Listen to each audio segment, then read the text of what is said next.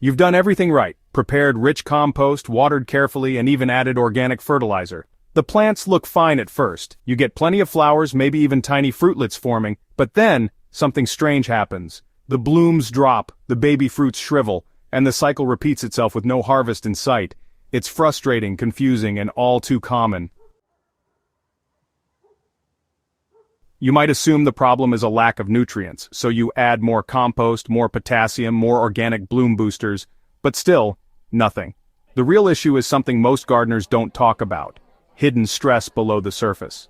Long before the flowers fail, your plant's roots are struggling in silence. This guide dives into what's really going wrong when flowering plants refuse to set fruit, and why fertilizer won't fix it. We'll uncover the buried problems most growers miss, and how to reverse them naturally, without synthetic chemicals. The root of the problem isn't on the surface. When a healthy-looking plant refuses to produce, the issue is almost always in the root zone. But not because the roots are dead, it's because the environment around them has stopped working. The most common silent killers: anaerobic zones, soil compaction layers, and microbial imbalance. Anaerobic zones happen when soil gets, really saturated, sticky, or just doesn't have enough air pockets. In these conditions, the microbes that need oxygen start to die off, and they're replaced by anaerobic bacteria. Those are the organisms that can live without air, but they end up producing nasty byproducts like methane and sulfides. What you get is this slow suffocation of the roots. The plant manages to survive, but just barely, and flowering and fruiting, which are honestly the most energy-intensive stages, are usually the first things to shut down. Sometimes a compaction layer forms just below the root zone, especially if you're working with raised beds or gardens that have been tilled before.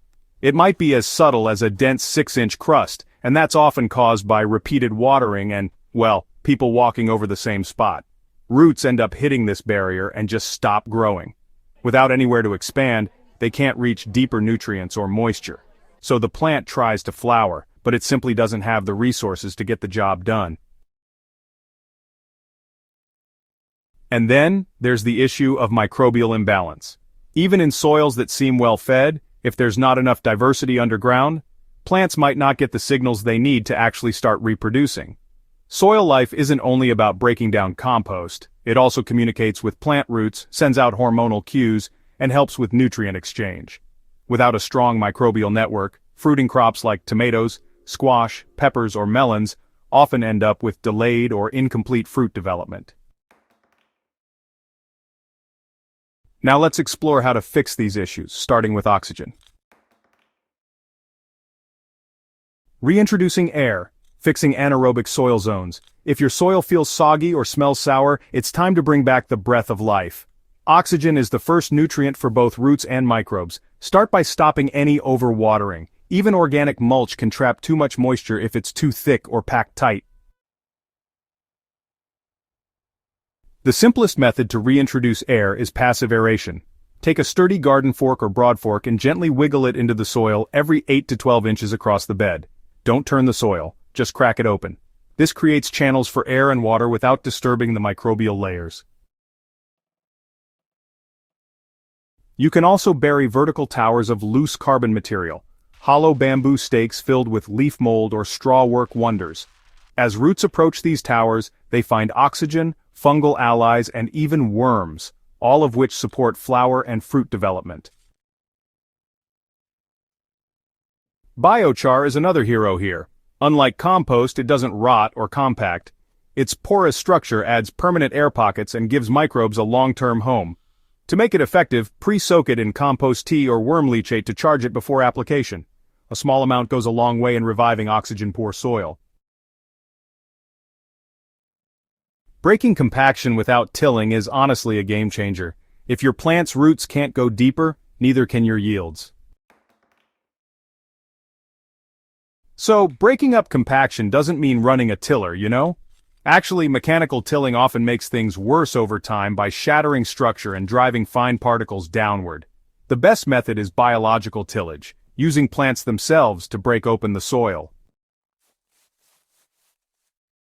Taprooted crops like daikon radish, dandelion, chicory, and even old carrot tops can naturally punch through dense layers. Just plant them as a cover in stressed beds, and let nature do its thing. As these plants grow, their roots create these amazing vertical channels, and when they die back, those roots decompose and leave behind pathways for air, water, and future crops. It's quite the natural process, isn't it? Layering compost mixed with coarser materials like shredded bark or straw can also soften the surface. But, avoid piling on thick layers of fine compost. Too much fine material actually seals the surface and, well, it just worsens the problem. Think of building a layered sponge, not a smooth cap. That's really the key here. If you're in a rush, even poking a steel rod through your bed every few inches can help loosen compacted zones. Water will drain better and roots will go deeper. And your plants will have the space they need to finally hold fruit. Without a living microbial network, even healthy roots can't perform at their best. Most soils today, especially in urban or intensively cultivated areas, lack the fungal diversity needed for flowering plants to thrive. Instead of adding more nutrients, focus on reintroducing microbial life. That starts with feeding microbes, not just plants. Worm castings are among the most balanced microbial foods, not just because they're rich in nutrients, but because they come packed with bacteria, fungi, protozoa, and organic acids that stimulate root growth. Apply them as a top dressing or mix into compost tea. Fermented plant juice, or FPJ, is another tool to restore microbial richness. It's made by extracting enzymes and bacteria from fresh green plants using brown sugar.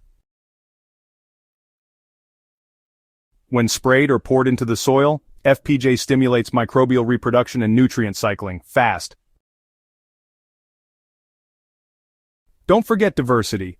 Add forest soil if local regulations allow. Decompose leaf litter or even wild compost to inoculate your garden with native fungi and bacteria. These organisms are often more resilient and, better suited to your local environment.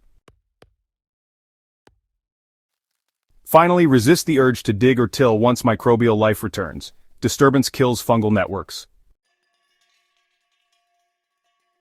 Instead, use no-dig or trench composting methods to feed the soil from within. The result? When roots can breathe, plants can fruit. Once your soil is aerated, open, and alive, you'll notice something subtle, but honestly game-changing. Your plants won't just survive. They'll flower longer, hold on to their blooms, and begin setting fruit without extra feeding. You may even notice fewer pests. That's because healthy roots lead to hormonal balance, and balanced plants don't send out stress signals that invite predators. Even those once finicky crops like tomatoes or peppers will become, a whole lot easier to grow when their root zone is truly functional. It's pretty amazing how much difference a healthy root system can make, isn't it?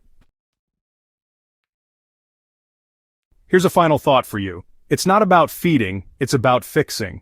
If your flowers keep falling and fruit never forms, stop reaching for more fertilizer.